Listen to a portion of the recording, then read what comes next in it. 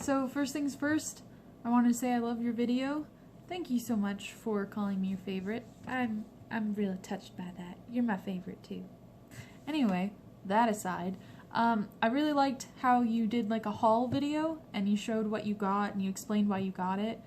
I wanted to do something similar, but I'm a big fat nerd. So instead, I'm gonna show you some of my favorite books, and hopefully the next few minutes won't be too awkward for you. If they are, I'm sorry. It figures. I'm a nerd.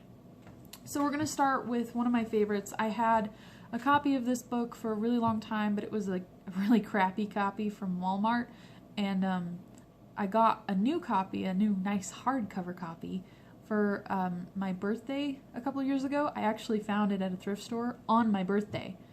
I felt really happy and cool, even though I know that's not cool. So, the first one I want to show you is The Scarlet Pimpernel. This is a really cool copy, like I said. It's got weird abstract pictures. I don't know what that has to do with anything. The story is like a mystery. It's called The Scarlet Pimpernel because that's the name of the title character, who is a mystery. You don't know who he is. He's in disguise, and it's just interesting because he's saving people from the guillotine. This is during the French Revolution, so you know, the aristocrats and the royals are all going to the guillotine, and so he's the one who's saving them. But the story centers around a woman who's in love with a man, and he's somehow involved in all this, and I don't want to give it away, so I'll just stop there. But it's a really good read. I think you'd like it if you've never read it. I don't think you have. You can slap me if you've read it and I'm stupid and forgot. So we're going to continue the French theme with a couple books I know you've read at least once, but I just have to mention them because they're amazing. So this is the first one, The Phantom of the Opera. I know you've read this one, at least most of it, yeah? Again, you can slap me if I don't remember these things. Whenever you see me next, you can do that. It's totally fine. So anyway, everyone should know what this one's about because there's a huge musical that's based off of it, and it's really cool, and I love it. But for anyone who doesn't know and isn't, like, obsessed with it, like I am, or like Cassie is, it's about a deformed man who is the Phantom at an opera, and he's haunting this young girl who sings there, and he really like wants her. Not in that way, but like he wants to be with her, he wants her to love him. And I mean, does she? Doesn't she? I don't know. You'll have to read it or watch the film to find out. I recommend both, but then I'm a nerd. So then the second one that I wanted to talk about that's kind of French, The Phantom of Manhattan. I know the title doesn't sound French, but it's a sequel to that book, written, I don't know when, in the 80s? 90s? I don't know. But it follows the story of the same characters. It's just written by a different author, obviously. You would be super old. That'd be weird. But anyway, it's the same characters, similar story, just set 13 years after the original story ends. Of course, Cassie knows this, because we went and saw the musical based off of this one in theaters. So we're cool, and not at all losers. Anyway, so the next book I want to show you, I actually have 2 copies of. That sounds weird, I know. Why would I have 2 copies of the same book? Well, I'll explain. I had a book in college that I had to read for class, and I absolutely hated this book. I thought it was so stupid, and I made fun of it like every time I had to read it. Well, as we finished reading the book for class and we started studying it, I don't know what happened. I don't know. It grew on me. I hated so much that I loved it. So anyway, I have 2 copies because I read one and the other is for display. This copy is like one I got from a thrift store, so I don't care if anything happens to it. I mean, it's not a bad copy. It's pretty cool. It's got some illustrations. All of them do. but I don't care if something happens to this one. This is one I would take out with me and go read somewhere else. However, this copy is very old and very broken, as you can tell. And it's a copy that I wouldn't want anyone else to be able to really, like, handle, because I'm just scared. It's precious to me. I love this book. It's like my baby. I know that's weird to say. I'm not taking it back.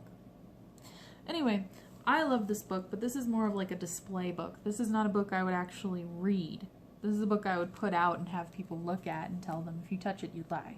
Anyway, the book itself is about two different stories, actually. So there's one story that follows the character Esther, and she's an orphan, and it's all set in London, of course. But she's just trying to figure out her place in the world and where she's supposed to go, what she's supposed to do. It's just a story about a girl. But then on the flip side, there's also a story running parallel to this one, and that's got like mystery, and there's these really, really high up people. They're not like aristocrats or anything, but they're very wealthy people. They're very well-to-do people. And there's this mystery about a young child that was produced out of wedlock. And so there's all kinds of intrigue about what does this mean and who is this person, and it's really cool how the stories come together in the end. So I would recommend it if you like any of what I just said. It is a boring book, I won't deny it, but it gets really good if you stick with it. And I will say one thing in defense of Charles Dickens. At the time that he was writing, he got paid by the word. If I got paid by the word, yeah, I'd make some things boring too. I'd write way more than I needed to. Just saying. So keep that in mind if that's a book you might want to read. I don't know. Alright, and then the last set of books is all centered along one character's lifetime. And I know you know who I'm talking about, because I just talked to you about this when we were last together. So I just wanted to show you this and show everybody else who may ever watch this video this set as well. So this is my precious, amazing collection of Sherlock Holmes books. This is like my prized jewel. I adore the character Sherlock Holmes in almost every version of any story and any TV show or movie. I love Sherlock Holmes. So I got this whole set a couple years ago for Christmas at my grandparents'. Believe it or not, I squealed when I opened it. Yep, I do that sometimes. And anyway, it's a 4-volume set. It's got literally everything Arthur Conan Doyle ever wrote about Sherlock. It's amazing. If you love Sherlock, like I do. So anyway, the actual box itself is super cool. It's got pictures on every side and quotes. So that's cool. The box itself is just awesome. And then if you open it up, you've got several volumes that are about this thick. This is the thickest one, I think, and it's the first one. The fourth one is in my room right now. I'm reading it, so I'm not bringing it out here. But it's really cool, and I mean, like, the covers are textured, which is weird, but I like it a lot. Anyway, this one has A Study in Scarlet, The Sign of Four, and then The Adventures of Sherlock Holmes. So 2 novels and a bunch of short stories. Amazing. And what's even cooler is I watch BBC Sherlock, and so I get to see some of their takes on these stories in the show, which I really think is cool. But anyway, it's got some pictures in it, and it's a really nice set. Like, this is another thing I wouldn't necessarily loan out to somebody. I would probably ask them to just look at it and not touch it. I'm terrible like that. But yeah, I basically have been reading these for as long as I've had them. I'm still not done. It's a lot to go through. But I'm almost there. I'm on the 4th volume. And then when I'm done, I can say, ha, I've read all the Sherlock stories. What have you done with your life? And then whoever I'm talking to will say, I don't know, I've actually lived. Yeah, that's how that conversation would go. That's okay. So anyway, those are all of my favorite books. I hope this wasn't too awkward for you, and I hope it wasn't too boring. I know I'm a nerd. I've said it several times in the video. I don't know if you've noticed. But I really like books. And I know there are other people out there who really like books, and I know you really like books. So I thought it'd be a good video for my first one. So hopefully I will see you soon, but that's all I have for you right now. Bye-bye.